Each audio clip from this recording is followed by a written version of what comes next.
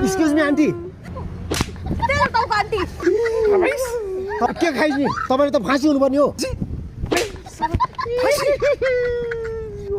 पत्रकार माथि हातपात गरेको के चाल्छु तपाईँलाई म के हाल्छु ए मुला पत्रकार पहिला सोध्न मलाई यहाँ के भएको कस्तो भएको किन रोको सिचुएसन के हो प्रश्न सोध्नु मलाई यार ए साँच्चै प्रश्न पनि सोध्नु पऱ्यो नि हामी त फेरि एक करोड न्युज पनि पाइन्छ साँच्चीवाला के भयो भन्नु त यदि कति रोको भने यार लाज बेइज्जत हुन लागिसक्यो बेइज्जत हुँदैन यार मेरो जिन्दगी बर्बाद भयो म के गरौँ